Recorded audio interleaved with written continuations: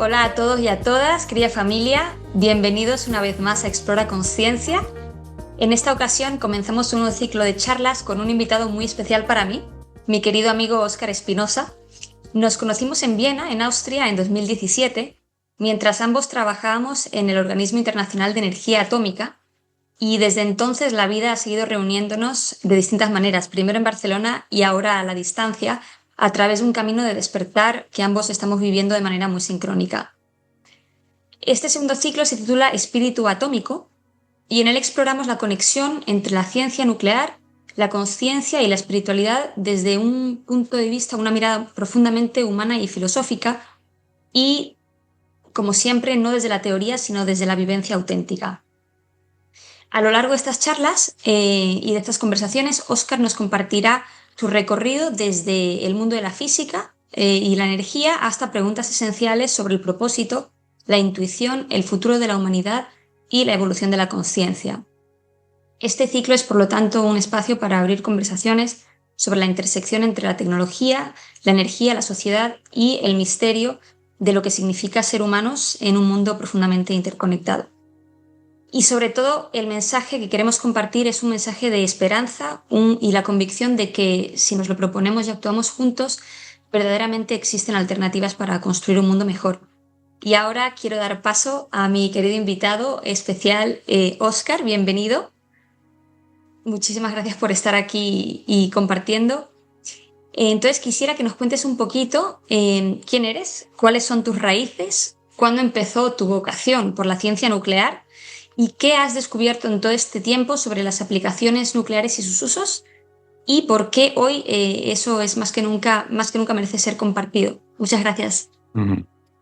Bueno, primero que todo, muchísimas gracias, Diana, por compartir este espacio donde vamos a intercambiar muchas ideas y, bueno, recalcar el punto de lo que es la conciencia y la espiritualidad. Yo creo que todos podemos llegar a este fin y todos tenemos un camino diferente, tal vez. A mí me ha tocado este camino particularmente nuclear o de ciencias.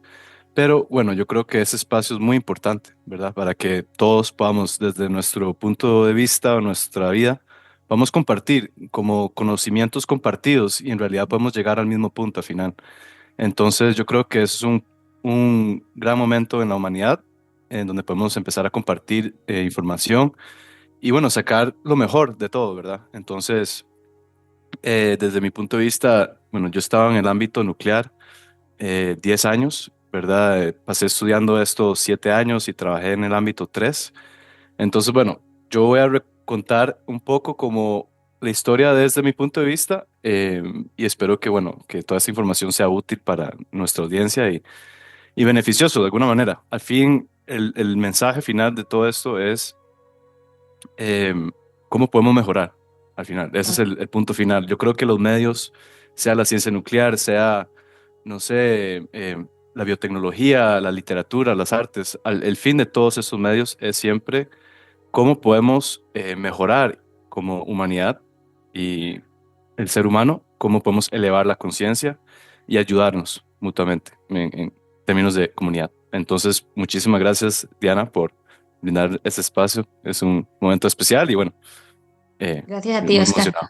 Sí, Gracias a ti por acceder a compartir y a venir a este espacio, porque como has dicho tú, es momento yo creo de poder poner esta información al alcance de todos, ¿no? Desde nuestra propia vivencia y comenzar a juntarnos y a unirnos entre nosotros para este fin común. Así que gracias a ti por estar sí. aquí. Y algo importante que yo creo que lo discutimos antes de esta charla, Diana, es que em, a veces nos preguntamos, bueno, ¿cómo llegamos a esta charla? ¿Cómo llegamos a este ciclo de charlas? Y habíamos discutido un poco de que yo he estado trabajando en este ámbito nuclear por bastante tiempo y eh, naturalmente a mí me nació como esas ganas de contar esa historia, porque en realidad hay pocos profesionales nucleares que en el mundo, ya en general, somos pocos, y aún más pocos los que podemos juntar un poco lo que es la energía nuclear con la sociedad y la espiritualidad, ¿verdad? Entonces yo en algún momento encontré un nicho o digamos que un hueco de conocimiento que yo vi que esta historia que vamos a contar hoy no se está contando del todo. Ujú. Y bueno, esa curiosidad o ese impulso, esa ansiedad por contar esa historia no me dejaba como en paz, digamos. Por mucho tiempo yo estaba trabajando en proyectos, a ver cómo yo empezaba a repartir el mensaje. Estuve mucho tiempo trabajando un libro para poder compartir esa información con los demás. Y bueno, yo creo que es importante. Yo siento que cuando tenemos esa necesidad de compartir historias, deberíamos hacerlo. Deberíamos tener cierto coraje y no tener miedo, ¿verdad? Y mientras el mensaje sea bueno, ¿verdad? Y con un fin bueno, ¿verdad? Entonces, yo creo que por eso hemos llegado aquí, ¿verdad? Para poder compartir ciertas ideas e historias. Totalmente, Ujú, totalmente. Y como has dicho, es información que estamos empezando a ver nosotros los millennials o las personas de nuestra generación que vamos a heredar un sistema, ¿no? Que realmente no está funcionando ya y cómo podemos, nos estamos dando cuenta de eso y es momento de compartir todo aquello que estamos descubriendo, que nos está llegando, que estamos pudiendo dilucidar también, qué es lo que nos vas a contar tú, lo que descubriste en el ámbito, que hoy nos está aplicando, que hoy nos está haciendo y por qué nos está haciendo y cómo podemos todos juntarnos para realmente poner en acción, digamos, nuevos sistemas y tratar de cambiar el paradigma para dirigirnos hacia un lugar mejor para todos y poner la ciencia, el conocimiento, la espiritualidad al servicio de todos y no de unos pocos para que la humanidad pueda mejorar y estar en alcanzar la paz y el bienestar, digamos, ¿no? Entonces, es lo ujú. que dices tú, atrevámonos a hablar, a compartir y todo aquel que tenga algo que compartir y no se atreva, lo animamos a que lo haga y a que se junte esta comunidad de simplemente difundir y estar ahí apoyándonos unos a otros. Así que por eso yo agradezco infinitamente que tú, desde tu punto de vista, nos vayas a contar algo tan interesante como tu recorrido. Así que ya dejo que tú Sí, comiences con todo eso. Muchas gracias, Oscar. sí, buenísimo. Bueno, podemos empezar desde el principio, tal vez. Bueno, y bueno, volviendo un poco el punto atrás, como decía Diana, antes de empezar con el principio, sí, claro, hay muchas historias que no se están contando hoy en día, que son como un poco secretas o las esconden y en la media o los gobiernos nos esconden ciertas historias, pero es importante contar esas historias otra vez, contar historias diferentes y así no tenemos que repetir las historias que hemos heredado de nuestros padres, nuestros abuelos, que han causado tal vez muchos problemas y podemos hablar de alternativas, historias Ujú. alternativas, digamos. Y bueno, de eso es lo que vamos a hablar un poco hoy de nuclear. Entonces, bueno, vamos a empezar desde el principio, Perfecto. el recorrido nuclear. Eh, bueno, un poco de mí, de mi background, un poco, yo soy de Costa Rica. Eh, somos una familia de cuatro. Yo considero que nací y crecí dentro de un núcleo familiar tradicional, con madre, padre, una hermana mayor y yo. Em, digamos que en Costa Rica, clase media, normal. Y bueno, mi padre, del lado de él, él trabajaba en informática, él es ingeniero, y yo creo que yo agarré mucho del interés de matemáticas y ciencias de él. Mi madre se dedicó a cuidarnos en la casa y ella es un poco más como, ella tiene una destreza espiritual, digamos, como ese llamado espiritual, ella es muy religiosa, es católica, ¿verdad? Entonces, yo creo que por ahí yo saqué un poco de los dos lados, la parte científica de mi padre, tal vez una parte espiritual de mi madre, pero bueno, desde joven, como cualquier joven, no le ponía mucha atención a la espiritualidad. Yo creo que era, como todos, era esas cosas que hablaban mucho y no nos enfocamos mucho en eso. Y yo continuaba mi vida normal, ¿verdad? De joven, de adolescente. Eh, Algo interesante es que yo desde joven, desde que tenía como 5 o 6 años, me interesaba mucho el tema de el agua y la energía. Ujú. Y en particular, porque eso era algo que se hablaba mucho en Costa Rica, nuestra agua, digamos, tenemos mucha agua potable. Y yo entendía desde muy joven que usamos energía para todo, las luces, bueno, todo funcionaba en base a la energía. Ujú. Y yo desde niño descubrí que yo tenía ciertas destrezas de matemáticas y luego entendí también que hay personas que trabajan para construir cosas en la sociedad, ¿verdad? Entonces yo dije, bueno, desde joven yo tenía esa idea de que, bueno, existe la ingeniería, hay ingenieros o técnicos y trabajan en ámbitos de energía y agua, entonces yo creo que ese llamado estuvo ahí desde joven no fue algo que descubrí tarde, yo creo que siempre estuve ahí desde que tenía como 7, 8, 9 años, yo ya entendía que eso es algo que Mm. yo quería trabajar. Y este ya se hizo sólida, ya como en la secundaria, en el colegio aquí en Costa Rica, yo 15, 16 años, tenía muy claro que iba a ser ingeniero eléctrico Ojo. o técnico. Ujú. Entonces, eso nunca cambió. Em, y bueno, ¿por qué? No sé, eso es algo que vamos a explorar en estas charlas, un poco lo que es la conciencia y demás, de dónde vienen esos intereses o impulsos, digamos. A veces no sabemos si es nosotros mismos, si viene de afuera, por qué, no sé, tenemos ciertos intereses hacia algunas cosas y no otras, ¿verdad? Y bueno, así es un poco la vida y aquí estamos, ¿verdad? Y aquí estamos. Maravilloso. Qué Sí. suerte tener un llamado tan claro, porque la dificultad de muchos es no tener un llamado y no saber, ¿verdad? Pero cuando uno lo tiene Ujú, también es como casi como una lealtad a uno mismo, ¿no? También decir, por aquí, o sea, por aquí es. ujú. Claro, y yo a veces siento que los llamados a veces no son tan claros en el momento y en el espacio y tiempo, pero normalmente vemos que cuando algo nos favorece, yo siento, la gente le dice la suerte, pero cuando algo nos favorece o hay un llamado, un camino que se va trazando en nuestras vidas, hay ciertas puertas que se van abriendo naturalmente hacia ciertos caminos y no otros.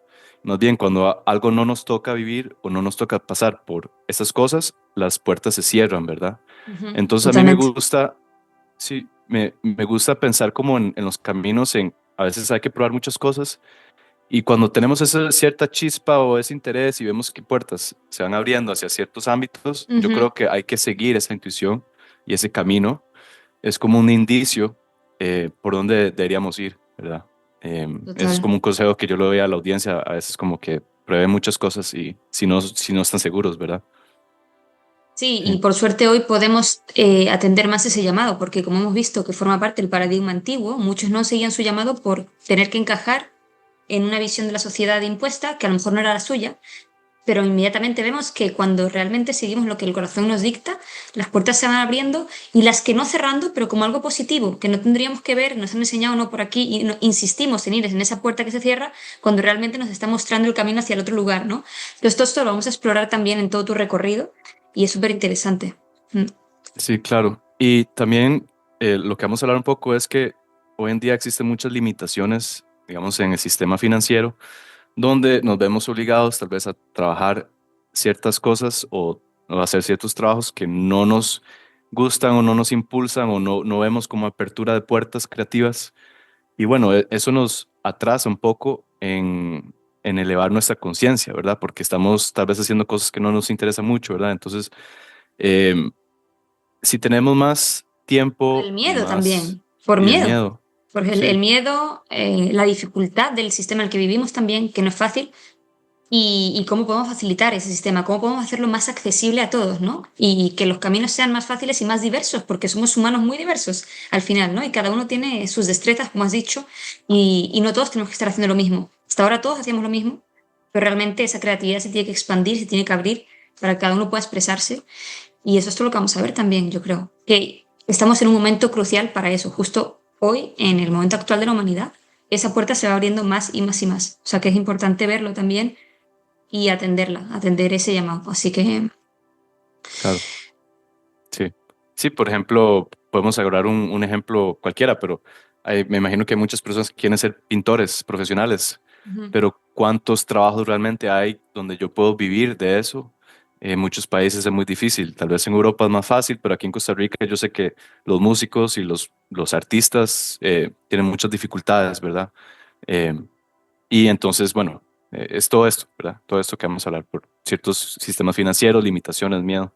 Entonces, bueno. exactamente. Mm, Exactamente. Así que, bueno, pues oye, ujú, esas raíces tan lindas y tan bonitas que te conectaron razón y espíritu, ¿no? Lo racional con lo espiritual ya lo tuviste muy presente desde la niñez. O sea que eso yo creo que es muy importante porque eso te da mucha apertura, que no todos hemos tenido desde el principio.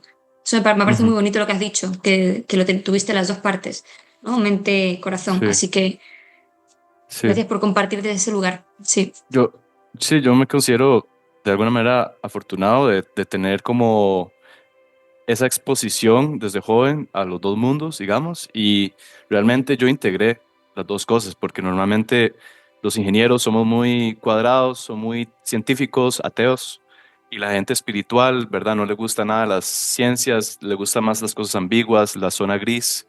Matemáticos somos blanco y negro, ¿verdad? Uno o cero, Mm. ¿verdad? Sí, sí, sí. Entonces, yo lo vi como una oportunidad de integrar esas dos cosas. Yo creo que existe ahora como, y siempre ha existido, la filosofía de la ciencia, pero es algo que no exploramos suficiente hoy en día.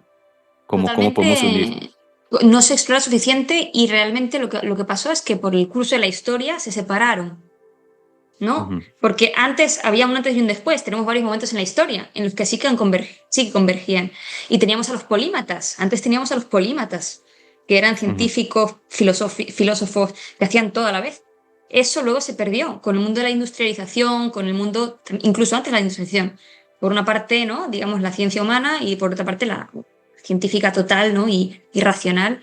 Entonces ahora estamos en esa ventana de oportunidad de volver a converger en ello y juntarlas porque yo creo que ahí daremos un salto de conciencia brutal cuando empecemos a complementarlas. Así que bueno, yo quisiera ujú, saber, Oscar, entonces, ¿cuándo tú tenías este llamado? ¿Cuándo empezó realmente tu vocación? ujú.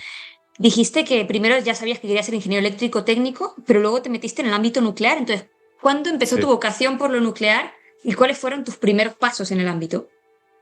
claro. Es una historia muy bonita y espero que mi amigo Daniel Rodríguez pueda escuchar este podcast en algún momento. Ahora se lo mando. Pero, eh, claro, esa chispa realmente fue un momento crucial en mi vida, que bueno, cambió todo el curso de mi vida un poco.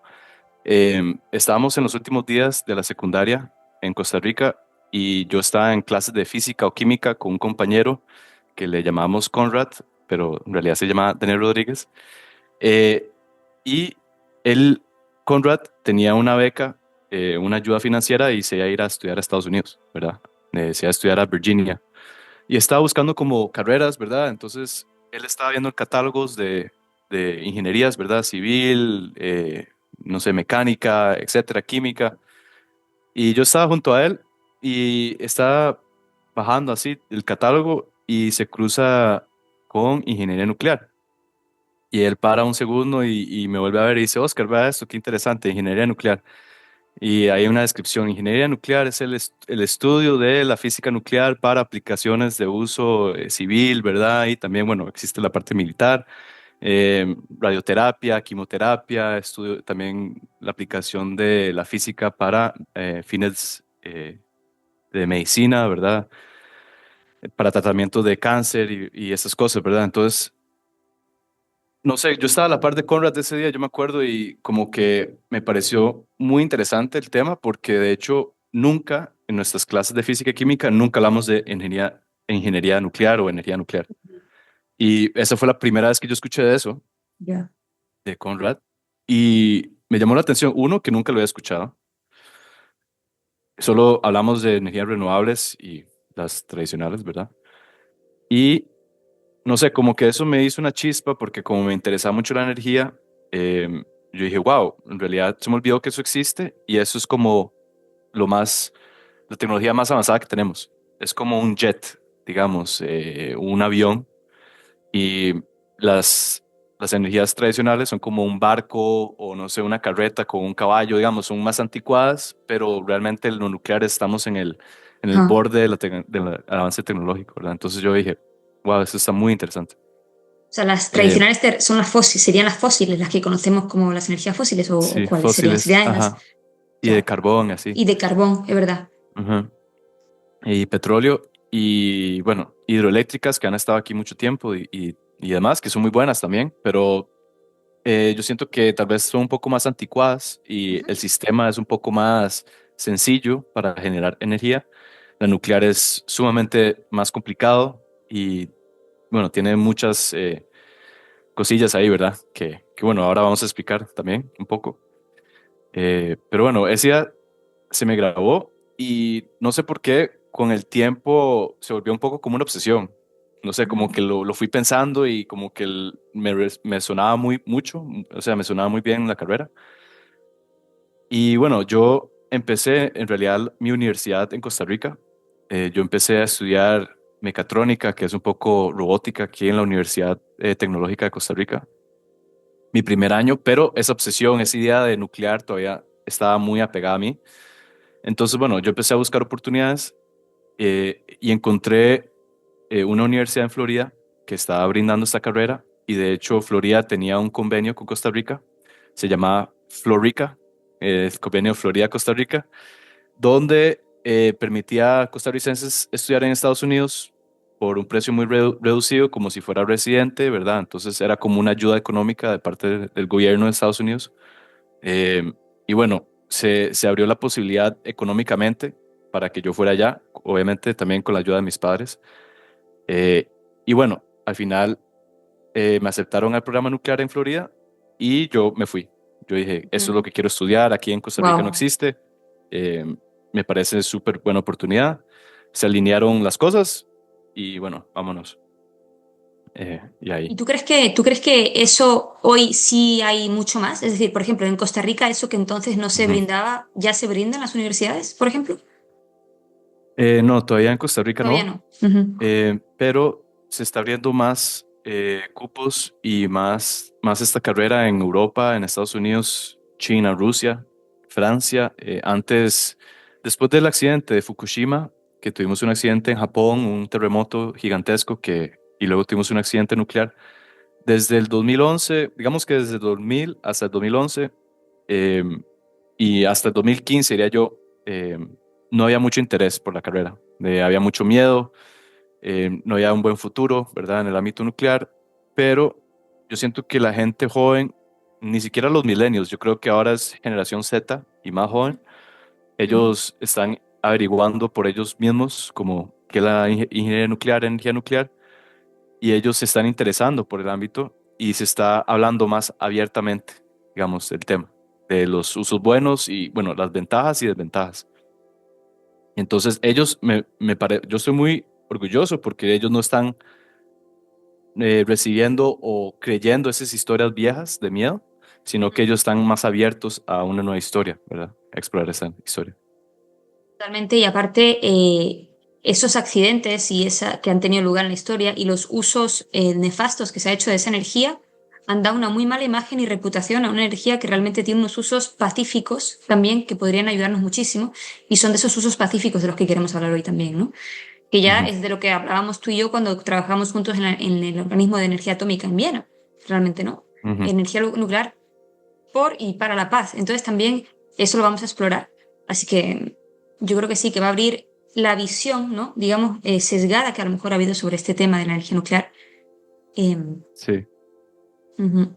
Claro, y eso es un punto interesante, Diana, porque si en el Organismo Internacional de Energía Atómica, para las personas que no saben, es como una rama de las Naciones Unidas donde se enfoca en mantener un poco la política global acerca de nuclear y armamentos nucleares. Y es muy importante, porque aquí la G8, que son países como Francia, Estados Unidos, ellos tienen armamentos nucleares, bombas nucleares y eh, con el tiempo hemos visto que el organismo tiene cierta responsabilidad para, sí, ir disminuyendo los riesgos de guerra nuclear, de armamento nuclear y cómo podemos transferir toda esa materia o peligro y usar la energía para fines pacíficos, digamos, energía, ¿verdad? Para ayudar a la sociedad.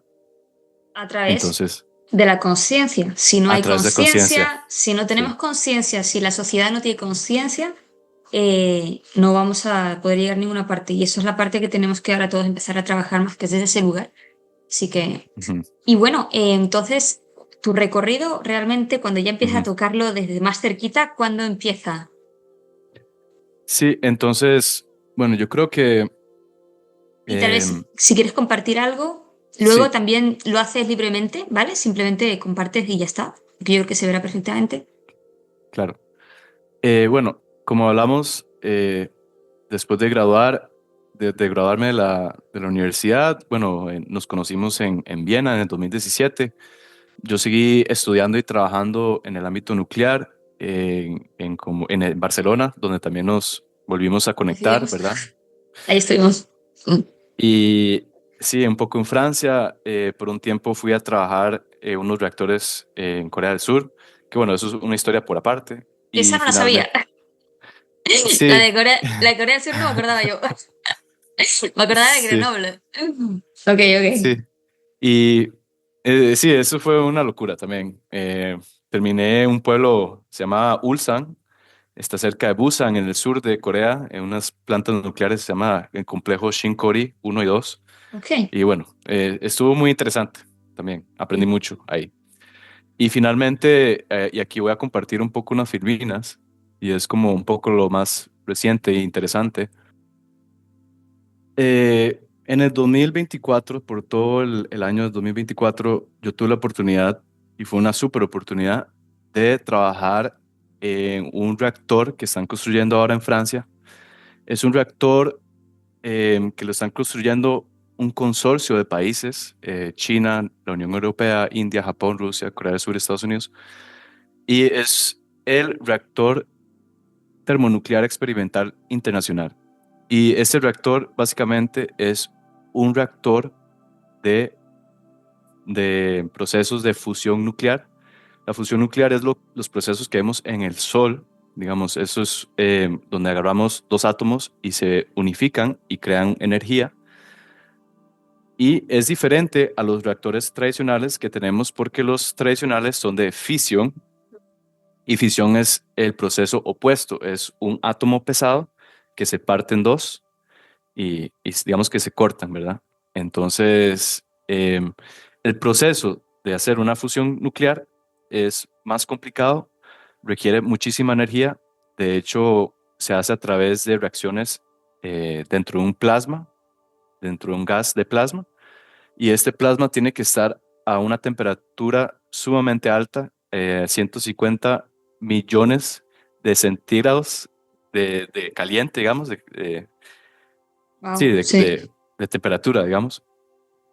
Y bueno, eh, ese reactor lo están construyendo, está en pleno proceso, ¿verdad? En Saint-Paul-de-Douai, ahí, disculpe el francés, ¿verdad? Está aquí en el sur de Francia y se sitúa a la par de el Centro de Investigación, el CEA, es un centro de investigación nuclear, donde hacen también, es como el centro de investigación de Francia, de todos los temas nucleares, de combustibles, de radiación, etcétera.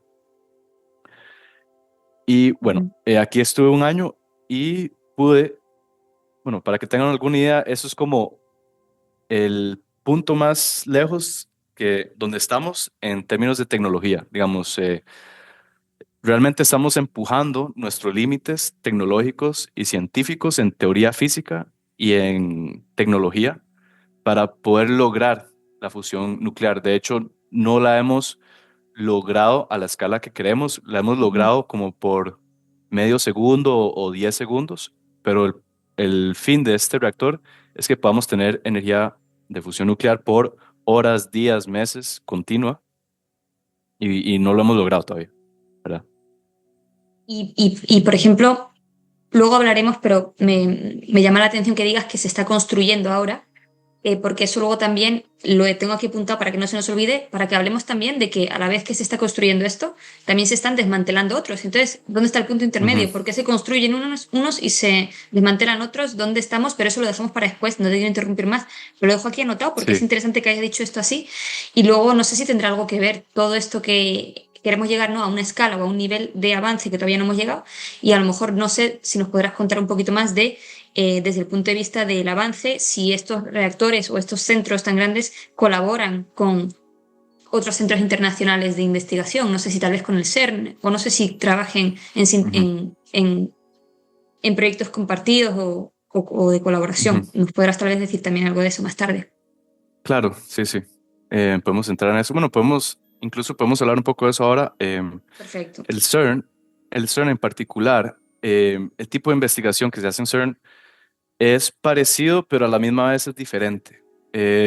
Porque realmente el CERN lo que busca es encontrar las partículas más pequeñas que podemos encontrar hoy en el universo. Digamos, antes pensábamos que el átomo, pueden imaginarse que es como un circulito, era la partícula más pequeña, pero el CERN eh, aceleramos los átomos y cuando los chocamos encontramos que por lapsos de tiempo muy pequeños se partía el átomo y habían subpartículas, ¿verdad? Ujú, ujú. Entonces hemos encontrado como 6 subpartículas que constituyen el átomo y esas partículas son, bueno, a veces son materia, a veces son energía, depende del microscopio, digamos, cómo lo vemos. Y ahí es donde entramos un poco en la física cuántica, ¿verdad? Que a ese nivel tan pequeño empezamos a ver una línea fina entre lo que es energía y materia, donde Ya, todavía estamos tratando de descubrir. Eh, Ese experimento no entra tanto en eso, no buscamos chocar esas partículas tan fuertemente, digamos, ya, vale, queremos entiendo, generar entiendo. energía. Ujú. Ujú, ujú, perfecto. Y bueno, aquí yo tengo unas fotos de mi año en ITER, ¿verdad? Aquí está la construcción, aquí abajo estamos entrando dentro del reactor. Aquí en el centro vemos el núcleo del reactor, que lo llamamos un tokamak, que un tokamak es un reactor circular Ujú. donde tenemos el plasma girando en círculos y entre más rápido gira el plasma, más caliente está, ¿verdad? Entonces tenemos que calentar el plasma a cierto nivel para producir las reacciones de fusión, ¿verdad?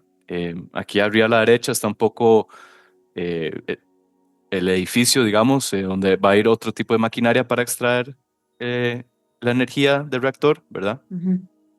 Un punto importante es que tenemos que usar campos magnéticos para mantener el plasma porque está tan caliente que si el plasma toca las paredes del reactor, las derrite, se derriten, ¿verdad? Y dañan el reactor. Y todas esas piezas son muy caras, son piezas únicas en el mundo, entonces, bueno, si una se daña, hay que parar el reactor entero y hay que pedir, cotizar otra pieza y pueden durar varios años, ¿verdad? Entonces, todo el experimento gira alrededor de mantener el plasma en campos magnéticos, ¿verdad? La ¿Para seguridad, qué? la Sí, la seguridad, claro. seguridad. Ujú, ujú. Y bueno, aquí estoy yo, ¿verdad? Un poco ahí a la derecha. Em, Estás... yo sí, ahí, muy feliz.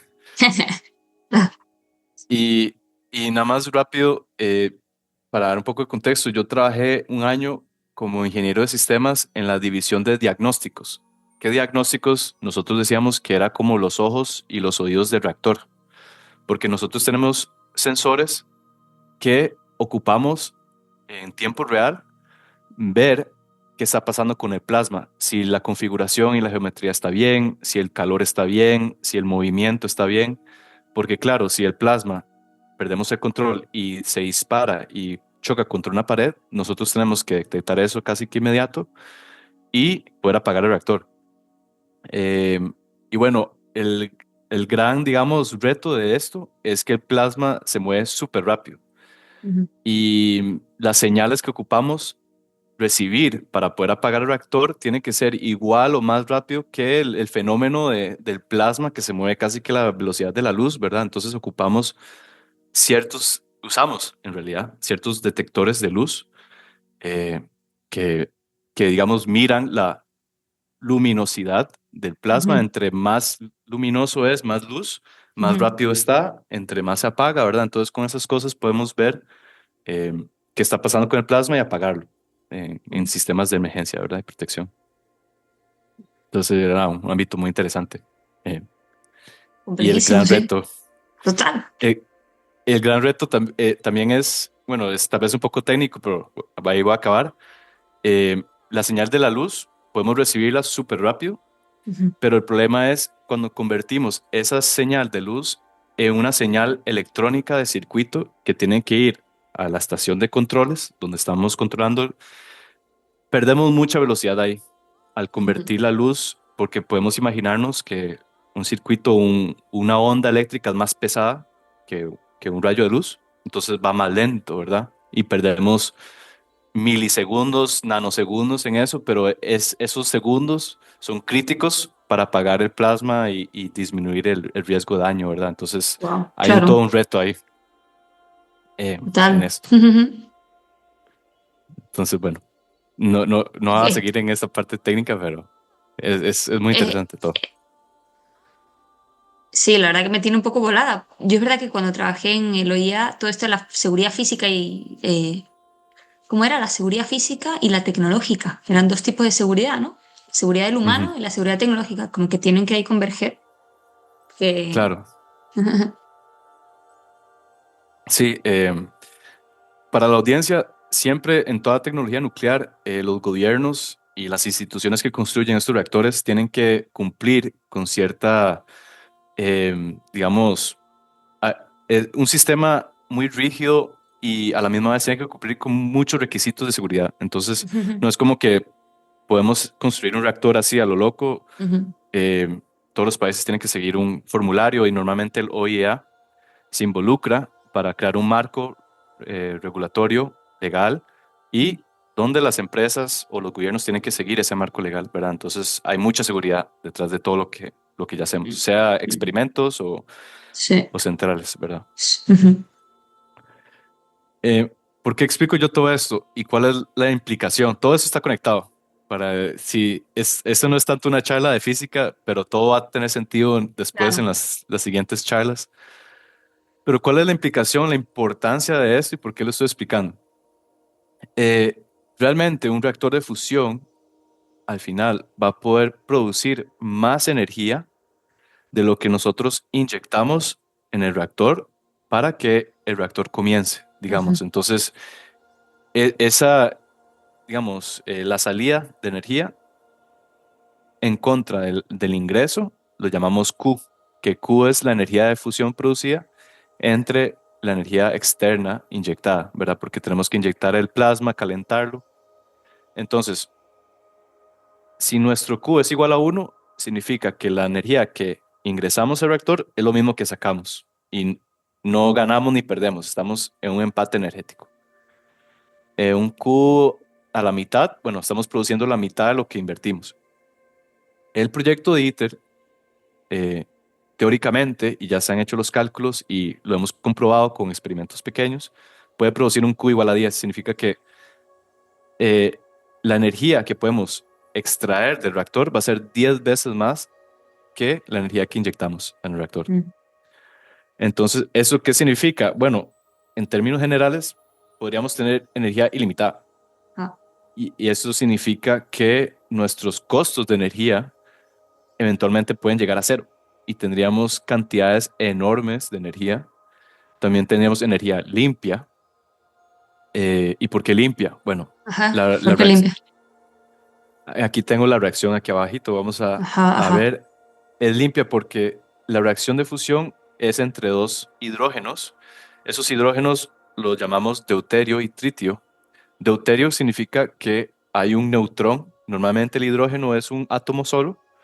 Un, un átomo de deuterio es un hidrógeno con un neutrón, que es este a la izquierda. El tritio es un hidrógeno con dos neutrones. Y Ujú. cuando hacemos la fusión nuclear, producimos helio, que es un gas neutro, digamos, no es un gas que contamina el ambiente, es Ujú. simplemente helio, es un gas. Y este gas se produce y extraemos energía. Aquí vemos la versión Ujú. 3.5 megaelectronvoltios. Y bueno, entre esta reacción también expulsamos otro neutrón con más energía aún, esa Ujú. energía de velocidad, ¿verdad? Lo que nosotros extraemos en ITER es esta parte energética. Las otras partes, el helio y el neutrón lo seguimos usando para las reacciones en el plasma, el helio lo vamos extrayendo y el calor también lo vamos extrayendo. Ujú. Perfecto, Entonces, ok. sí, y bueno, nosotros reconocemos que ahorita hay un boom en la inteligencia artificial y los centros de inteligencia artificial usan mucha energía y muchos empresarios en este ámbito tecnológico están preguntando, bueno, ¿dónde vamos a sacar tanta energía? Ocupamos Ah. más energía y más energía.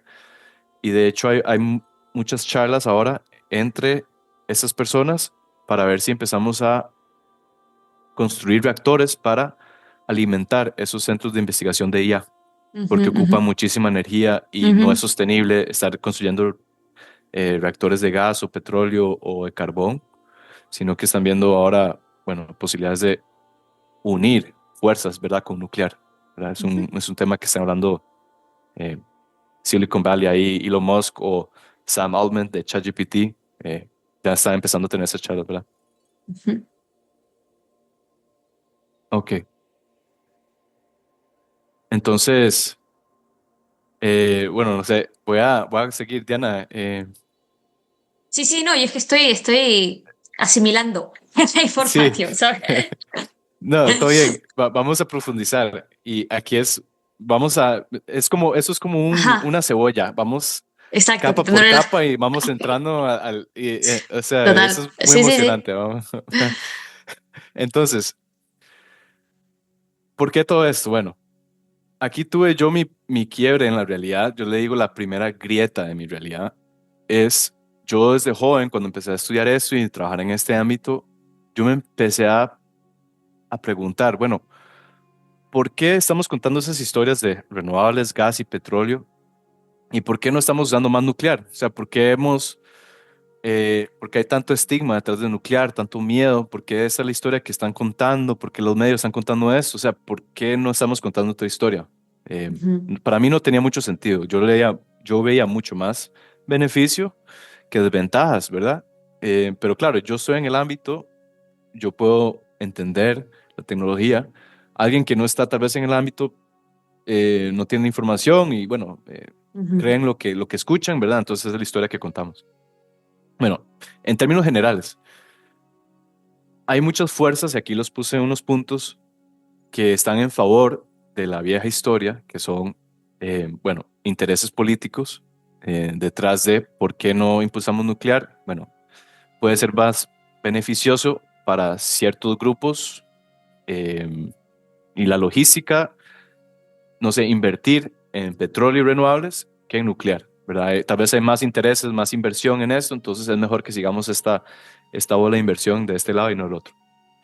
El financiamiento, realmente nuclear es muy caro, es una de las centrales más caras por su tipo de tecnología, la ujú. regulación de leyes, porque hay que seguir todo un marco que tal vez una de carbón no necesita seguir. Eh, y esto va con el tercer punto, la competencia. Bueno, tenemos limitaciones en la tecnología, eh, ocupamos competencia intelectual, ¿verdad? No todos los países van a tener ingenieros nucleares. Ujú, En Costa Rica no tenemos suficientes, entonces tendríamos que importar el conocimiento y así en muchos países, ¿verdad? La logística también, esas piezas hay que traerlas o producirlas en Rusia, en Japón, en Estados Unidos. Entonces, ¿cómo importamos esa tecnología, ¿verdad? Entonces, hay muchas limitaciones, ¿verdad? Solo ciertos países pueden tener reactores nucleares. También hay un tema de percepción pública que afecta mucho las decisiones políticas, ¿verdad? Entonces, bueno, sería más fácil para los gobiernos invertir en nuclear si las personas estuvieran a favor, ¿verdad? Pero resulta que muchas personas están en contra por las noticias que reciben, entonces ujú. ellos, a la hora de que el gobierno propone un reactor, salen los grupos ambientalistas verdes y van y hacen eh, no sé, los sindicatos y las protestas afuera del gobierno, ¿verdad? Entonces, eso sucede y bueno, está bien. O sea, todo el mundo tiene derecho a su opinión, ¿verdad? Y a veces también lo político afecta la percepción pública. Eso es como que está mano en mano, ¿verdad? Ciertos políticos anuncian ciertas cosas, se ligan con los medios, afectan la percepción pública afecta la política pública, ¿verdad? Entonces, bueno. Ujú, Y finalmente, marco legal y regulación, ¿verdad? Eso es lo que estamos hablando de lo que hacía el organismo, ¿verdad? Que el organismo ayuda a países si no tienen un marco legal nuclear, ayuda a crear uno, pero simplemente hay países que no tienen. Entonces ni siquiera saben cómo construir o cuáles son los límites de la radiación para un ser humano y esto y lo otro. ¿Cómo podemos tener sistemas de seguridad si no tenemos un marco legal? Bueno, todo eso afecta, ¿verdad? Y es lo que afecta a la ujú. historia actual. Entonces, aquí vamos a entrar en este tema, ¿verdad? En un poco lo que es yo tratando Ujú, de armar las piezas, de claro. entender todo ese sistema. Entonces, Ujú, vamos a entrar en un esquema, un diagrama sencillo para que la audiencia pueda entender, pero tenemos aquí la distribución de energía. Tenemos las centrales a mano izquierda, la distribución que está en el medio y nosotros somos los consumidores finales, que somos personas, pequeños negocios, hospitales, manufactura, todo, que nosotros pagamos todo ese sistema, la distribución y la central. Entonces, ¿qué pasa aquí? Eh, Hay dos tipos de costos, ¿verdad? Porque yo empecé a ver por qué es que es más favorable, bueno, nuclear y las demás tienen que ver todo con costos. Al final todo es dinero en Ujú. este mundo, ¿verdad? Entonces, los costos se pueden dividir en dos para que tengamos una idea. Inversión de capital, que llamamos CAPEX. Eso es como la inversión inicial que hacemos para construir una central, cualquier tipo de central, carbón, nuclear. Luego está los gastos operativos, que son nada más costos de operación, mantenimiento y los combustibles. Y la OPEX es también lo que pensamos en la distribución. Distribución es también OPEX, es la distribución, mantenimiento, operación para Ujú. mover la energía de la central a las personas. Ya, claro. Entonces, hay dos opciones aquí y así funciona el mundo ahora en la energía en general en el mundo. Ujú. La inversión de capital, la inversión de las centrales, o es pública, significa que el gobierno paga y crea las centrales usando el dinero del país, o es una inversión privada. Significa que hay inversionistas, hay fondos de inversión que ellos crean, construyen las centrales y luego, bueno, el gobierno los regula y pueden distribuir la Ujú. energía, pero el gobierno también les pone limitaciones en cuánto ellos pueden cobrar y demás en la distribución. Ujú. Ya. Entonces, ¿cómo se ve esto? En opción una, si, por ejemplo, estamos en un país donde el gobierno paga la central, entonces el consumidor en general solo asume el precio del OPEX, el precio operativo. Digamos que el precio del combustible, de la red, del mantenimiento de la red, es lo que pagamos. Entonces, ¿cómo se puede ver esto? Digamos, si asumimos solo el OPEX, digamos que puede salir, no sé, el precio de mi energía en mi casa o en mi negocio en 20 céntimos de euro por kilowatt hora. ¿Qué pasa si yo vivo en un país donde el gobierno no paga la central, sino son intereses privados, son empresas privadas? Bueno, esos intereses le van a cobrar a uno el costo de la central también. El costo de la central energética viene incluido en el precio de energía. Entonces, claro, va a ser un poquito más caro porque yo también estoy pagando la central, no solo la distribución, sino yo tengo que pagar la central que ellos construyeron para que en 40 años ellos recuperen a través del ingreso de la energía, recuperen esa inversión, o sea, que la central se pague sola. Ujú. Y ellos cobran a 300.000 personas, 400.000 personas a través de 20, 30 años y ellos recuperan el dinero. Entonces, por eso en la segunda opción tal vez es un poco más caro porque nosotros estamos pagando eso. Ujú. Entonces, bueno, eh, esto vamos a Sí, entrar sí, porque eso es importante. claro. Eh, Ujú. Ok. yo quiero dar un ejemplo rápido para aclarar esto. ¿Dónde podemos ver estos modelos en el mundo actual? Ya. Bueno, eh, un modelo público. China. China es Ujú. un país donde el gobierno asume la responsabilidad financiera. Ellos asumen el gasto del CAPEX de las centrales. Ellos construyen con su dinero Ujú. las centrales. ¿Y por qué? Bueno, el objetivo, seguridad energética, la construcción es rápida y bueno, el Estado controla todo eso. En Estados Unidos, de hecho, mucha gente no sabe esto, pero en Estados Unidos las redes eléctricas y las centrales, todas están hechas por empresas privadas. Ujú. Y en Estados Unidos, bueno, es un modelo privado, ¿verdad? Entonces existe, aquí lo tengo arriba, Entergy, Florida Ujú. Power, Gas and Light, Pacific Gas and Electric, Southern Company, todas son empresas privadas Ya. y ellos cobran al consumidor en estados el precio de las centrales. En Francia es mixto. En Francia tenemos el EDF, Electricité de France, que por mucho tiempo fue totalmente público. Era ellos pagaban el CAPEX y, bueno, Ujú, cobraban solo el OPEX, digamos, pero ahora están eh, permitiendo entrar en el mercado empresas privadas, ¿verdad? Entergy, Total Energy, Vattenfall, ¿verdad?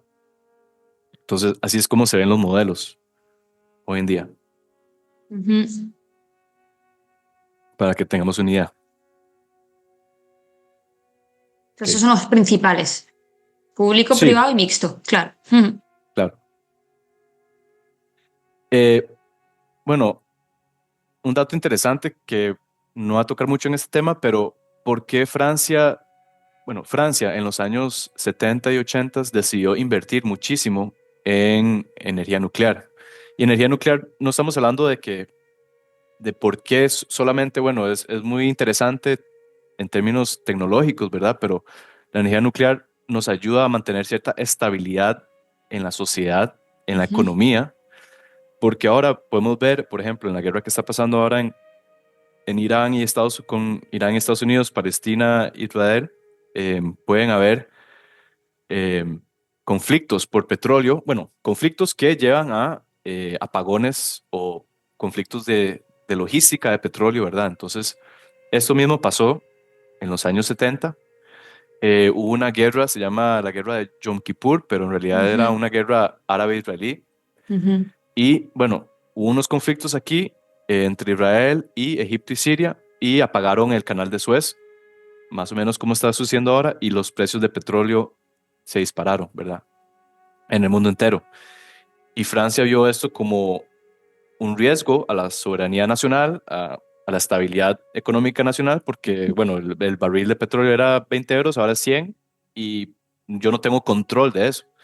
Entonces, el primer ministro Pierre Mesmer decidió en ese año, dijo, vamos a invertir en nuclear. No ujú. porque a mí me gusta, no porque me da miedo o lo que sea, es porque quiero estabilidad en mi red energética. Entonces, Ya. ellos invirtieron muchísimo y hoy por hoy Francia tiene como 70% de su energía es nuclear, 70. Construyeron 60 reactores en este tiempo.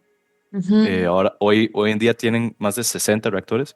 Y aquí ujú. vemos el porcentaje de, de nuclear versus otro tipo de energías, ¿verdad? Hidroeléctrica, fósil, renovables, ¿verdad?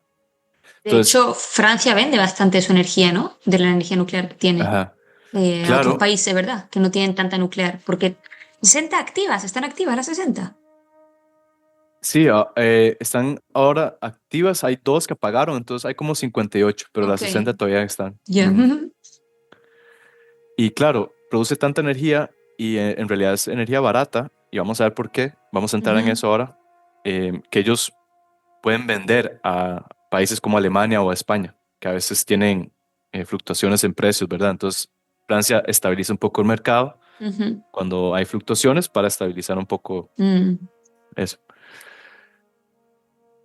Entonces, aquí quiero entrar en algo interesante, que es una gráfica que yo hice, digamos, ujú. que estamos viendo, yo estaba hablando antes de costos de CAPEX y OPEX. Sí. CAPEX es la inversión inicial en la central, es muy cara, pero Ujú. aquí estamos viendo qué tan caro es cada sede central, cada central energética, basado solo en el OPEX, en el costo operativo, en los Sí. costos de combustible.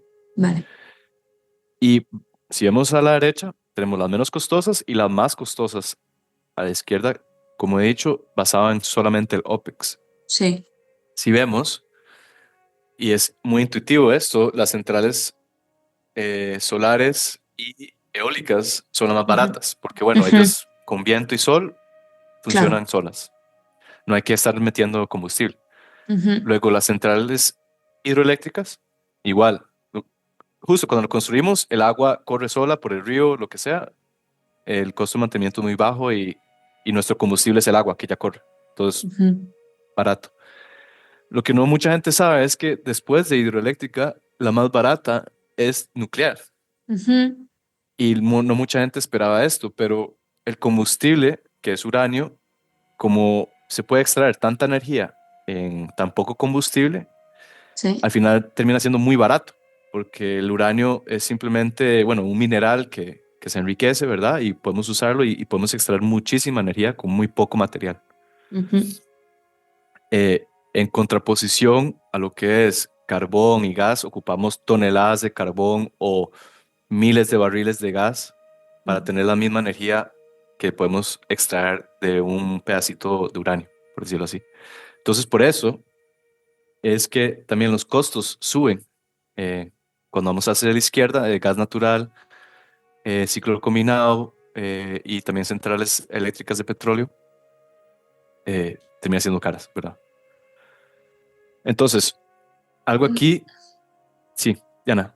No, estaba pensando, claro, estamos viendo que hoy en día en realidad las que usamos son las más caras, no necesariamente las más estables, y por otro lado, las que están a la derecha son las más baratas, pero entiendo que también hay un componente, ese es el componente precio, componente costo, estará también el componente precio-eficiencia o costo-eficiencia, ¿no? También, que entra mucho Ujú, en juego, porque a lo mejor son claro, más baratas las de la derecha, pero tenemos que ver, son más baratas de producir, pero cuánto nos producen después, ¿no? También. Ahí también entra un componente importante, yo creo.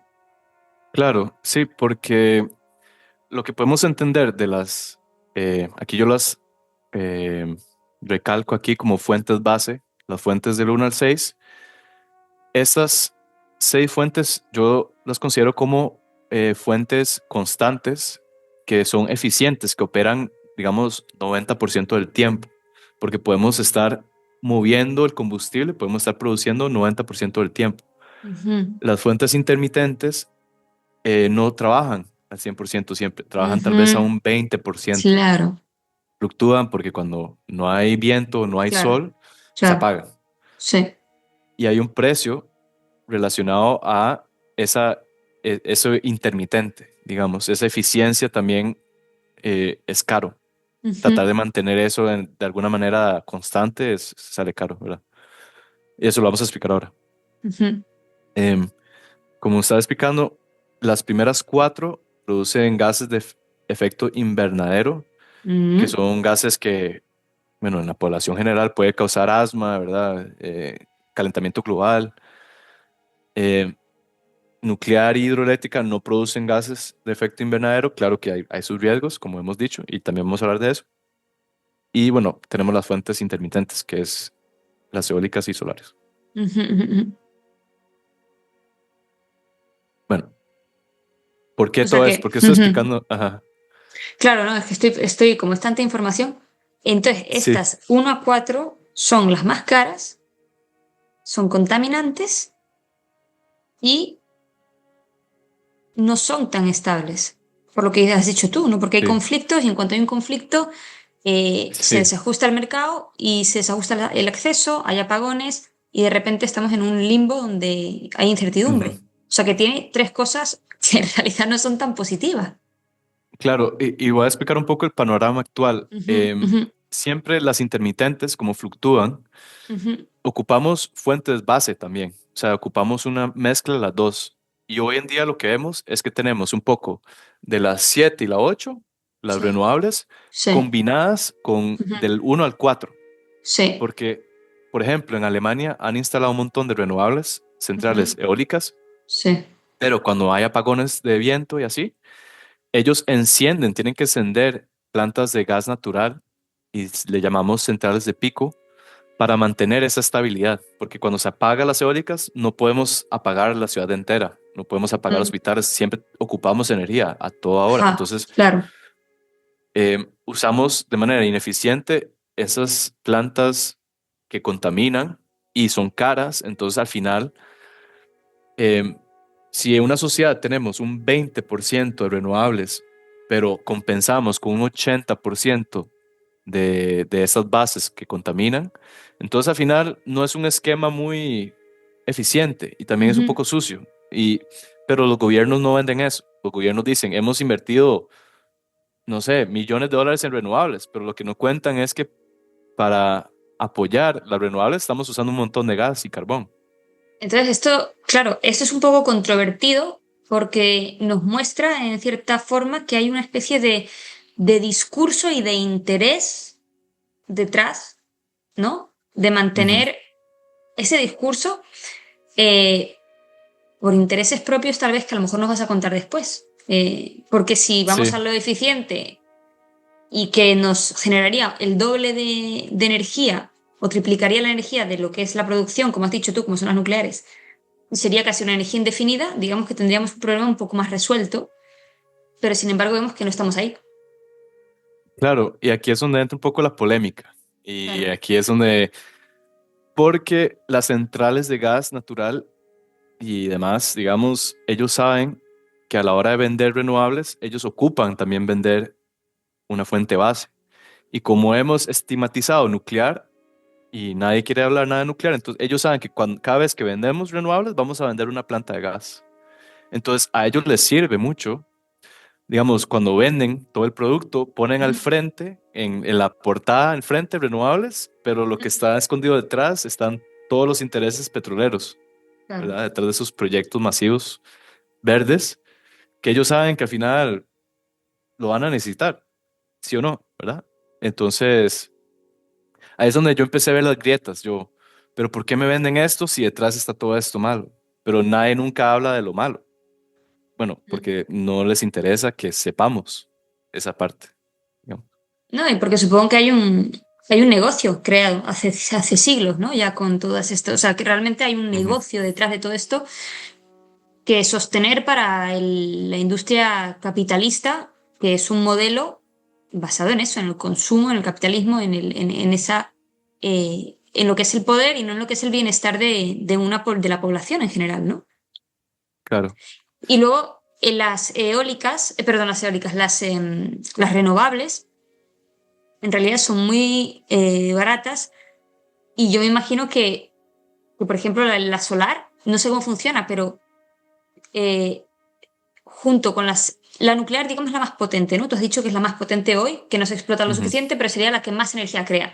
Pero yo imagino que las renovables, si se usan bien y se expanden mucho, no sé, claro, lo que hay detrás, no lo sé, pero también estaríamos usando los medios naturales del entorno y de la Tierra, de nuestro planeta, Ujú. para también gratuitamente, digamos, crear energía. Entonces yo creo que la combinación combo para mí, si yo la veo desde fuera, yo que soy inexperta, sería renovables Ujú. nuclear, en todo caso, no lo sé. Sí, Hablo desde el es desconocimiento de lo que has explicado ahora, pero es lo que me da la impresión. claro. Yo siento que lo más eficiente y lo más limpio sería un equipo, digamos, un equipamiento de renovables con nuclear o renovables con hidroeléctricas. Pero el problema de las hidroeléctricas es que hay muchos países que no tienen suficiente agua, no están cerca del mar, Claro. no tienen suficientes ríos. Entonces, Ujú. aquí está la limitación de las hidroeléctricas, donde el candidato que le sigue es nuclear, por consecuencia, ¿verdad? En países donde, no sé, está rodeado de tierras como Kazajistán, Mongolia, China, que, bueno, ocupamos mucha central en energía nuclear, es, es llamativo. Algo que me brinqué, Diana, ¿por qué también se vende mucho lo renovable? Bueno, si pensamos en inversión privada, es más fácil para mí invertir en eólicas o solar, porque yo sé que, digamos, yo invierto en esto, no es tan caro, no sé, un par de millones de dólares en un par de estas turbinas de viento, en paneles solares, y yo veo, digamos, invierto en este dinero, vuelve a mí como en 10 15 años, y bueno, la logística y todo es sencillo, invierto y recibo el dinero. Una central nuclear, si yo invierto en esto, dura 15 años en construir el reactor, 10 a 15. Mientras producimos energía y yo recupero mi dinero, pueden ser 30, 40 años. Entonces, el dinero que yo invierto hoy, no lo veo hasta en 60 años. Entonces, claro, para los inversionistas, a ellos no les llama mucho la atención en los intereses privados invertir en nuclear porque es más rápido como el movimiento, el ciclo de renovables que nuclear. Pero estamos, Pero claro, eso es... es un negocio nuevamente. Si ponemos conciencia, podemos pensar un poquito más a largo plazo y en la mentalidad solidaria de qué es lo que Ujú. favorecería más, aunque no sea al corto plazo inmediato de lucrativo, ¿no? Estaríamos hablando de la nuclear. si va a Sí, permitir abastecer de energía a una población planetaria entera que ahora mismo vemos en muchos lugares que no tienen abastecimiento de energía. claro. Claro, y es este pensamiento cortoplacista de intereses, de generar dinero rápido hoy, ver el Ujú. dinero hoy, es lo que nos está atrasando y nos hace invertir en cosas que no es beneficioso para nosotros a lo largo, ¿verdad? Y eso es cuando el modelo se enfoca en lo privado, por ejemplo, Estados Unidos, Europa.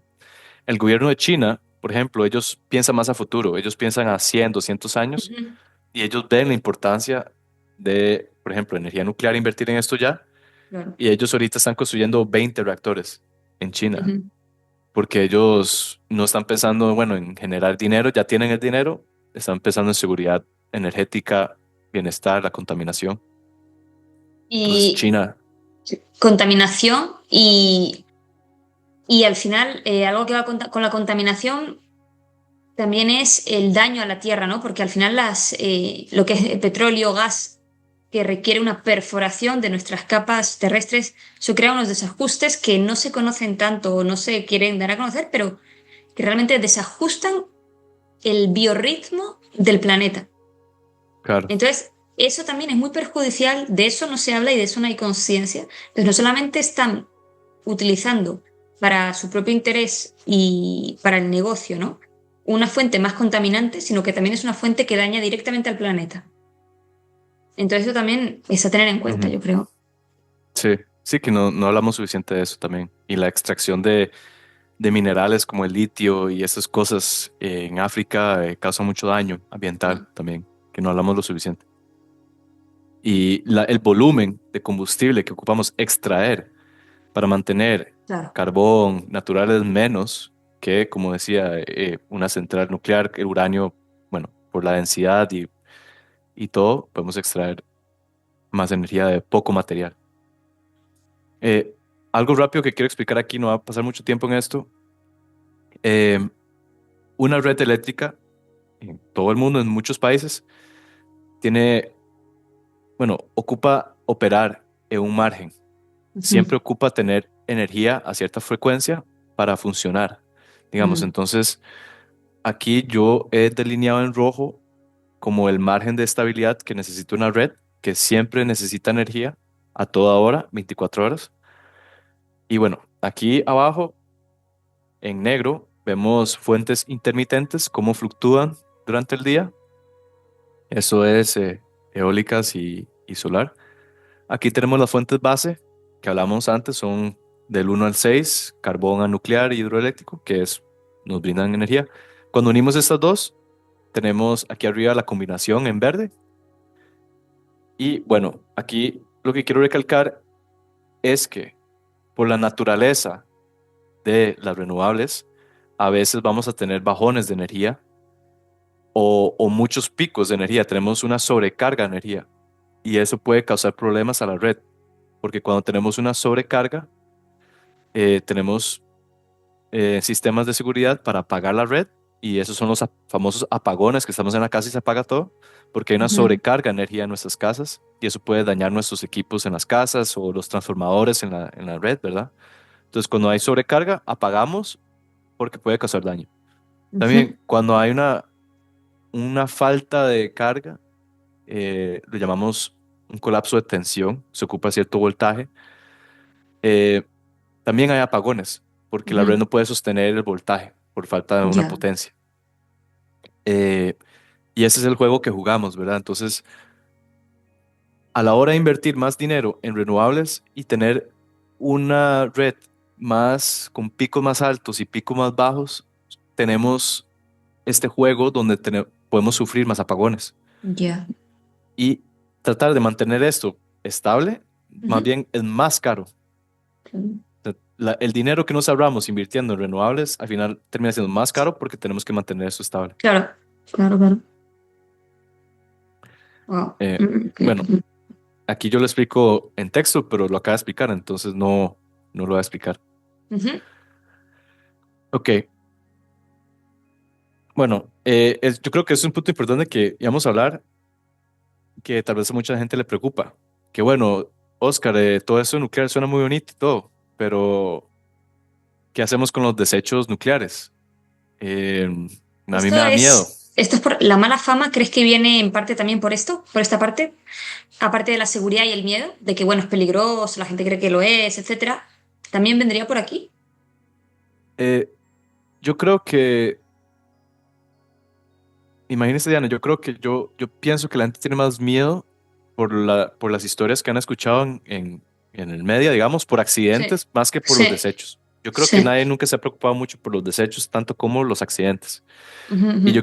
yo quiero recalcar el punto de que en el ámbito nuclear solo hemos tenido dos accidentes graves, que Ujú. fue Chernobyl en los Sí, ochentas y sí. Fukushima.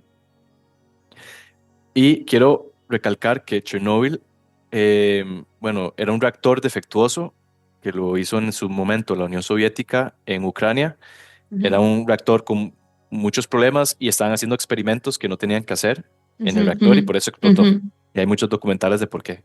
Hay Sí, una serie en sí. HBO. Sí, sí.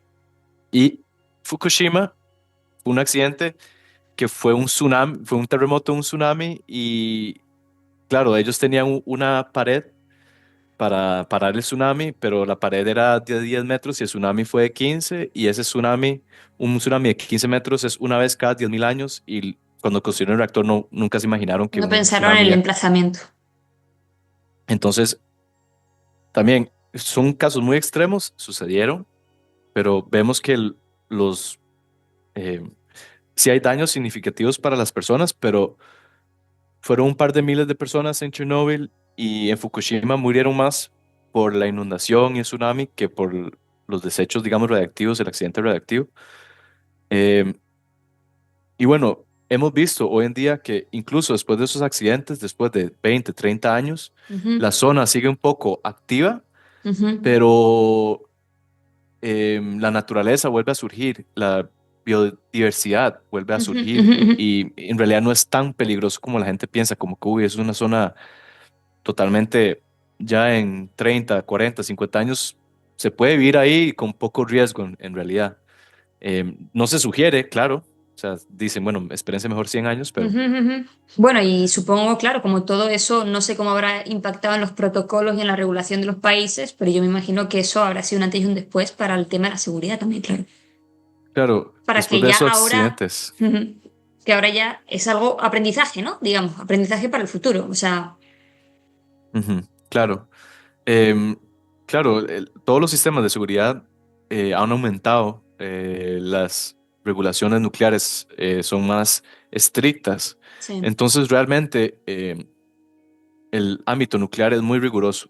Ujú, En términos de seguridad, no sé, la industria aeroespacial, como, ujú. bueno, y los aviones, eh, los jets y esas cosas, NASA, digamos, nuclear Sí. está igual posicionado en términos de seguridad y regulación.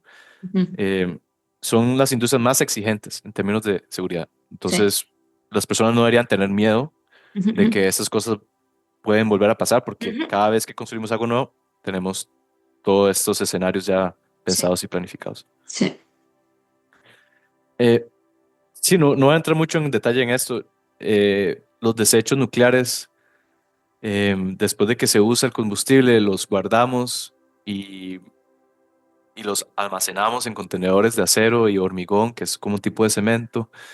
Y la idea es que nosotros mantenemos esto dentro del complejo nuclear, en piscinas primero, luego en los contenedores, y eventualmente los podemos meter bajo tierra o dentro de una montaña, que incluso si hay un terremoto, se quiebra, la contaminación radiactiva no va a afectar el medio ambiente, ¿verdad? Entonces, No va a afectar al eh, medio ambiente si eso sucediera. no, ese es el propósito de almacenarlo bajo tierra o dentro de una montaña. Es porque hay estudios sísmicos que igual en esas zonas no hay movimiento sísmico, pero si lo hubiera o algo Ujú. pasa, está enterrado tan profundamente que el material radiactivo a la hora de esparcirse, digamos, Ujú. no va a llegar a a las Ah, capas biológicas, digamos, de la Tierra. se va a quedar dentro, lo va a absorber Dentro. el planeta.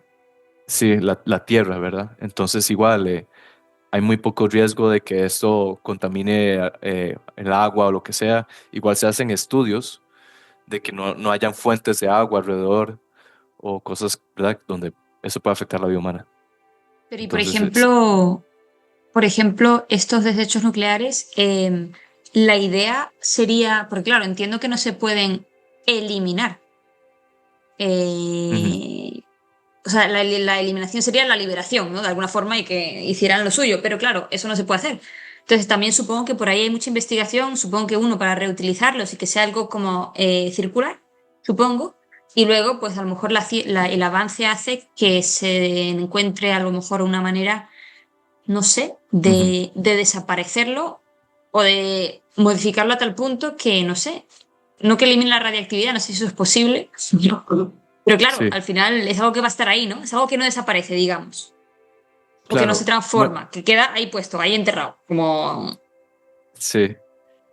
Es un súper buen punto, Diana, porque la primera opción es almacenarlo y dejar que él solo, digamos, la actividad radioactiva vaya bajando a través de Ok. 100, 200, 1000 años. Esa es opción una, que es lo que usamos mayormente hoy en día.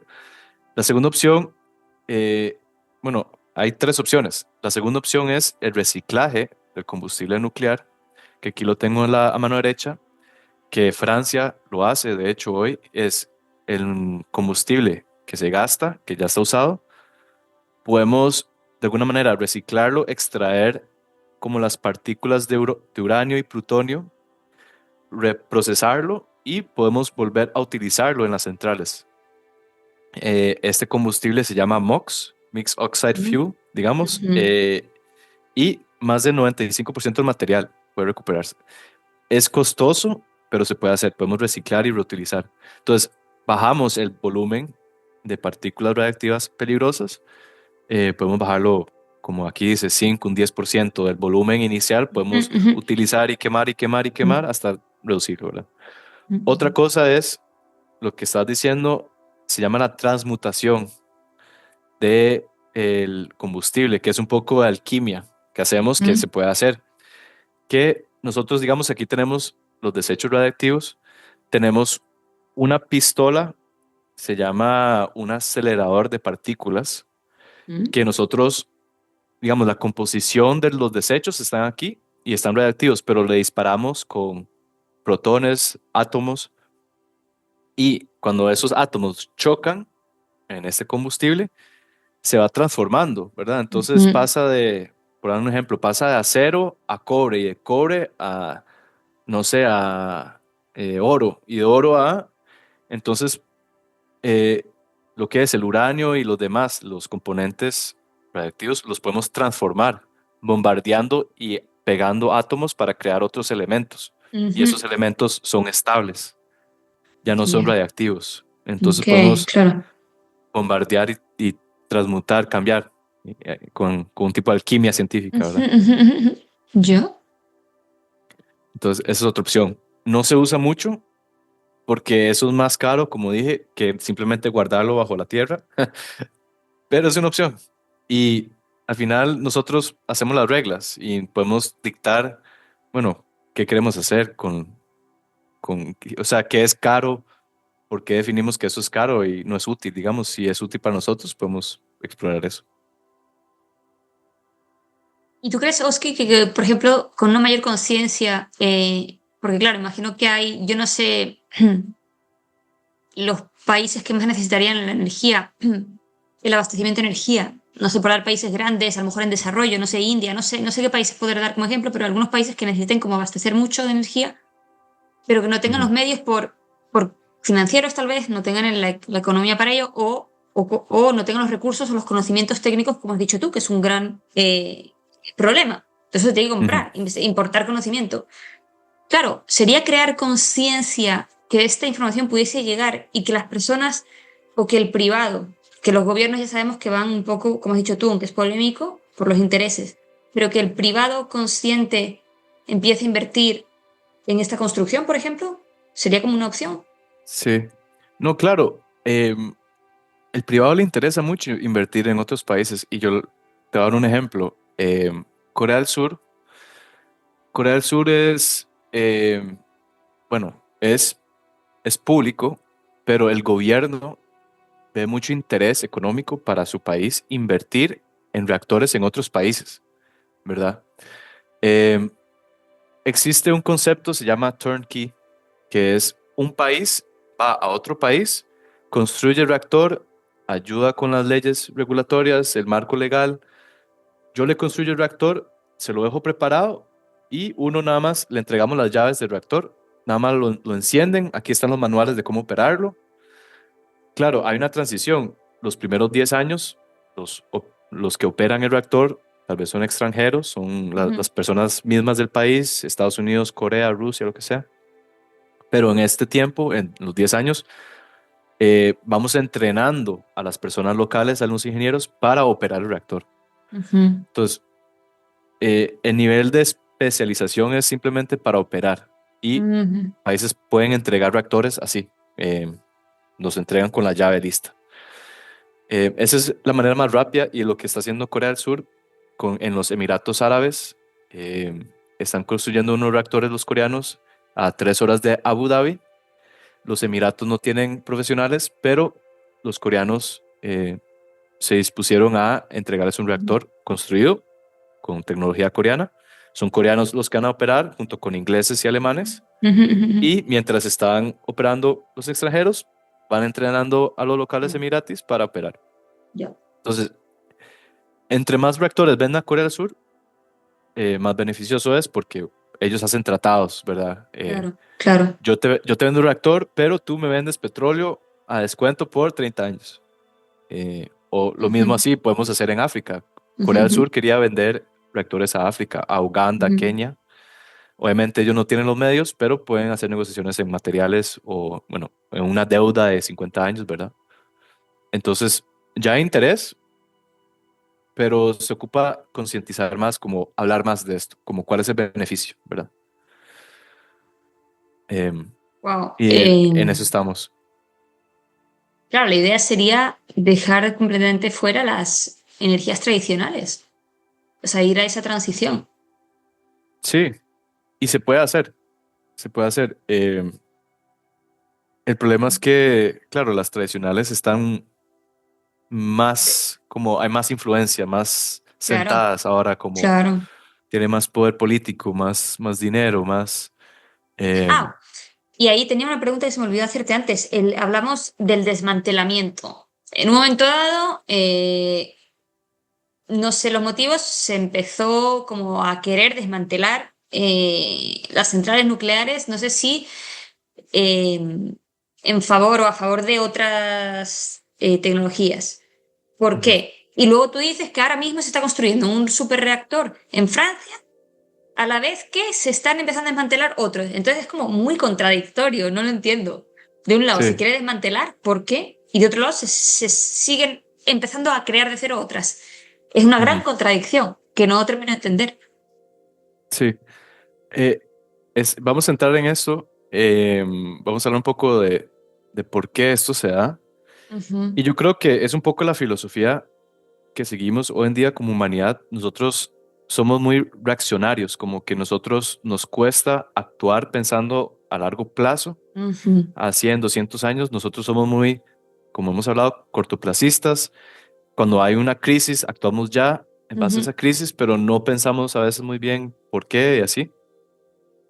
Y lo que pasa es que muchas veces la política pública que ejercemos hoy es cortoplacista, es lo que nos venden ahora, y a veces como que vendemos más la imagen de lo que queremos hacer del medio sin pensar realmente las consecuencias a largo 30, 40 años, ¿verdad? Ujú. Entonces, por ejemplo, esta historia de renovables es una historia bonita que a mí me convence también, a cualquier persona le convence, porque es una historia cortoplacista, pero al final hay consecuencias a lo largo que no vemos en 30, 40, 50 años, ¿verdad? Ujú. Ujú. Entonces, por eso es que a veces favorecemos más historias con el enfoque en el medio y no tanto en el fin. Y yo quiero Ujú. empezar a impulsar a la gente joven a realmente tener esa visión a largo plazo y empecemos a ver, ok, estas decisiones, realmente, ¿cuáles son las consecuencias al Ujú. final? O sea, Ujú. deberíamos enfocarnos en el final, no Ujú. tanto en los medios, y siempre ver las consecuencias de la política pública, cómo afecta esto. Y bueno, si vemos que perjudica al final, Entonces, bueno, ¿cómo revertimos? ¿Cómo Ujú, corregimos el camino? ujú, ujú, ujú. Y bueno, yo aquí voy a exponer ese ejemplo exactamente, Diana. Muchas gracias Perfecto. por transicionar en eso. Esta filosofía cortoplacista, enfocadas en el medio, sino en el fin, es lo que pasó y lo que está pasando hoy en día en Alemania. Eso es un caso real, cualquier persona lo puede investigar y todo demás.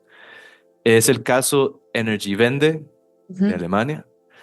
Es donde ellos querían eh, crear una transición energética donde ellos van a impulsar energías renovables, la eficiencia y demás, y el ujú, desarrollo sostenible, cortando y quitando las centrales de energía nuclear, las de combustión fósil y las de carbón, digamos. mm, Este plan energético Energiewende empezó desde los 90, fue impulsado por el Partido Socialdemócrata Alemán, SPD, y el Partido Verde, bajo Joschka Fischer.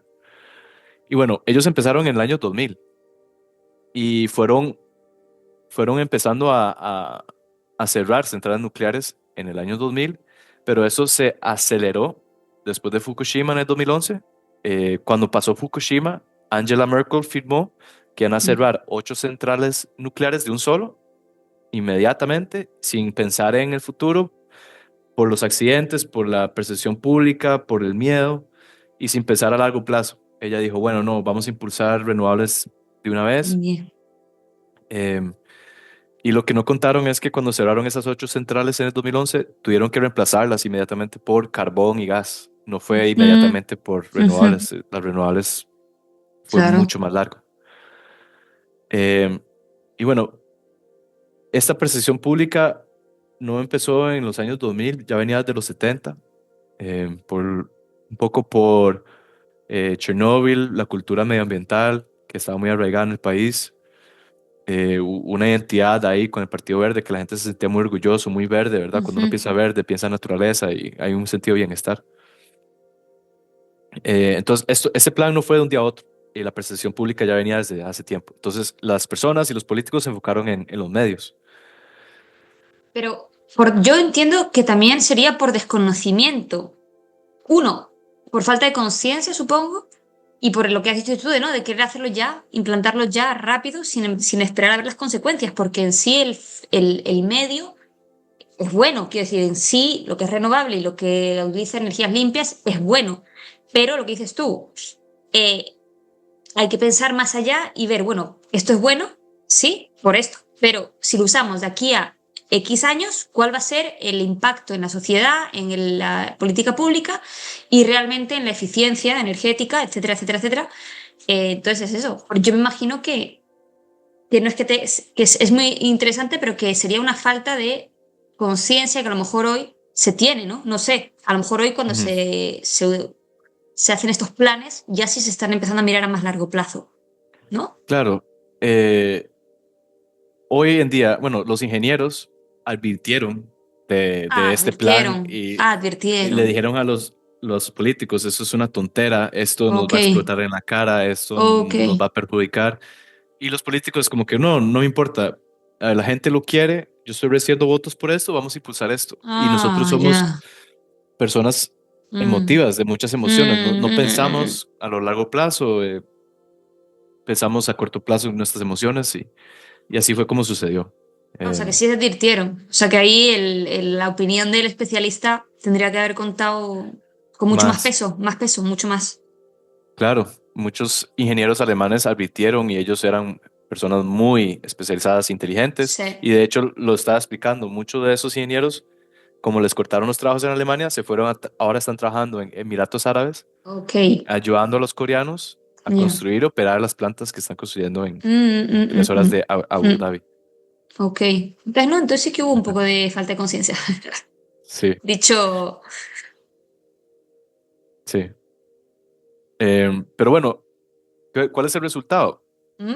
Hoy en día, eh, como decimos, la reina se ha agachado y hemos visto que tiene calcetines con, no sé, o sea, hemos visto el show, o sea, la Ujú. cortina se ha quitado, Sí. no podemos esconder la torta y todo el país de Alemania sabe que fue una torta, que fue una Ujú. tontera La gente joven, los ingenieros jóvenes están viendo como las consecuencias de este plan, Total. que en principio la historia sonaba bonita, pero el producto final Ujú. perjudicó a todo el país Sí, y sí, lo empeoró de cierta manera. Y aquí voy a sí. demostrar algunos números de por qué. Ok. Em, Rápido, 2 minutos nada más. Esto es la distribución de energía en Alemania antes de Ujú. Fukushima. Un cuarta parte era nuclear, ¿verdad? Carbón, gas, eólico, una distribución más o menos normal. A la derecha, hoy por hoy, hemos cerrado todas las centrales nucleares, casi todas. Eh, la nuclear está al fondo, a 1%. Hemos reemplazado con mucho eólico. Mantenemos un poco el carbón, el gas, el carbón duro, ¿verdad? Entonces, bueno, hay mucha eólica, pero como hemos dicho, tanta eólica nos da inestabilidad en la red Mm, y eso es mm, caro. ujú, Entonces, vamos a entrar. ujú, ¿Qué es lo que ujú, pasa? Cuando hay inestabilidad en la red, como es una fuente intermitente, Alemania siempre ocupa fuentes base y ujú. ahora las que tiene es petróleo y carbón. Incluso está importando un montón de energía nuclear de Francia, que es su vecino. Entonces, alguien que me puede explicar por qué ellos tenían 8 o 10 reactores nucleares buenos que funcionaban, Ujú. estaban en perfecto estado, los cierran y ahora están importando Total. energía nuclear de Francia. Ujú. ¿Cuál es No, el sentido? nada, nada. Y es más caro importar para Sí. los alemanes y también eso está afectando a Francia, porque hay un acuerdo entre la Unión Europea que Bruselas ha dicho, no podemos dejar que Alemania caiga en bancarrota, porque es el centro financiero de Europa. Ujú. Si Alemania cae, todos caemos. Wow. Francia Ujú. no puede dejar que Alemania se vaya en bancarrota. Bueno, es un problema energético, no. Francia de alguna manera está obligado a vender energía nuclear barata a Alemania, pero eso lo que significa es que suben los precios a los mismos franceses, porque la energía nuclear barata quería ser totalmente de Francia, soberana. Un pedazo, un 6, un 8% se lo tenemos que vender a Alemania y eso nos sube nuestros precios porque tenemos menos energía nuclear barata para nosotros, hay que vendérsela a Alemania para que ellos sobrevivan y los mismos franceses ven las consecuencias de la Ya. mala política pública Mm. y entonces, bueno, también Wow. aquí Ujú, vamos a hablar ujú. de los números. Sí, sí, sí. Eh, Alemania, como puede, tiene que importar un poco por todo lado cuando hay inestabilidad. Bueno, al final, hoy por hoy, en el 2024, aquí tenemos números, Alemania ha alcanzado las tarifas más altas industriales de Europa, 42,5 céntimos por kilowatt hora, Ujú. que en promedio es 5 veces más que Estados Unidos y 3 veces más que Corea del Sur o Japón. O sea, los precios están exagerados, están muy Sí, caros para sí. mantener esa estabilidad. Y también porque han cerrado las centrales y han invertido en carbón y gas, las emisiones de gases de efecto invernadero y las emisiones exceden el promedio europeo, son más altas que las de Inglaterra y Francia y se encuentran por ahí en promedio con las de China. No estamos hablando de ciudades de China muy Mm, industrializadas, pero estamos hablando de un promedio, ¿verdad? ujú. Entonces, ¿cuál es el efecto, las consecuencias de todo eso al final? Energía más cara y, y un país más contaminado. Entonces, podemos ver que lo que fue al inicio una historia que sonaba bonita y tuvo un final un poco catastrófico, ¿verdad? Y no era lo que ellos esperaban, eh, porque tal vez no Y entendían muy ujú. bien esto, de que hay Bueno, que mantener. Ajá, claro, si los políticos no lo entienden o hacen caso omiso, pero además la población tampoco lo entiende porque no se les informa, pues entonces ya es difícil de frenar esa, ¿no? Esa inercia. claro. Entonces, yo creo que concienciar a la población es igual de importante que concienciar a los políticos. Claro, porque los políticos hacen lo que la gente quiera, o sea, lo que va a Ujú, vender votos. Y ujú, entonces, yo creo que el punto de esta charla, la primera charla es, primero, o sea, no sabemos lo que no sabemos, y ese es el problema. Nosotros ujú. no, yo sé de esto porque estudié esto 10 años, Claro. pero alguien fuera no va a saber, no va a tener toda la información y se ocupa bastante tiempo para entender y armar las piezas. Y para crear nuevas realidades, todo empieza desde una idea. O sea, todo avance tecnológico, toda política pública empieza desde el entendimiento, desde la conciencia. Si yo no entiendo, no puedo crear Ujú, y ocupo ver para ujú, creer. O sea, es como que ocupo ver, ujú, luego ocupo entender y luego puedo crear. Pero primero tengo que verlo, alguien me tiene que claro. enseñar. Ujú, ujú. Y por eso yo estoy aquí, me siento muy fuertemente con este mensaje porque eh, yo siento que es algo que se debe compartir, ¿verdad? Y no es tan Totalmente. complicado. Yo creo que si armamos las piezas y ponemos un poco de atención, tal vez podemos entender cómo funciona y concientizar, como dice Diana. Sí. Completamente. Y con esto que has presentado, por ejemplo, para mí, que soy completamente público lego, que no conoce todo esto, da una idea muy clara, muy fácil y una comprensión o un acercamiento a esta información muy fácil y que nos permite ya activar esa chispita, como has dicho. O sea que de verdad que millones de gracias, Ujú. Oscar, por esto. Está súper claro y ha sido interesantísimo y un poco mind blowing, ¿eh? O sea, realmente encajarlo todo es como wow, porque Sí. se te rompe lo que creíamos, ¿no? Un poco. Ujú. Es muy Claro. loco. Sí, y yo sé que no hemos hablado mucho de espiritualidad en esta primera charla, pero todo está ligado. Entonces, en la segunda charla vamos a ver cómo todo esto se liga, ¿verdad? A Sí, un panorama más completamente. grande, amplio, ¿verdad? Entonces, Sí, apenas sí, estamos calentando motores. vamos calentando motores y vamos a tocar muchos palos, o sea que vamos poco a poco. Sí, sí, sí. Millones de gracias, Oscar, por esta primera charla. Me ha encantado. En todo caso, me voy con mucha cosa nueva que interiorizar y que integrar, ¿eh? Sí, bueno, muchas gracias y aquí vamos a seguir. Estamos Aquí listos. seguimos. Perfecto. Hasta ahorita Bueno, entonces y seguimos.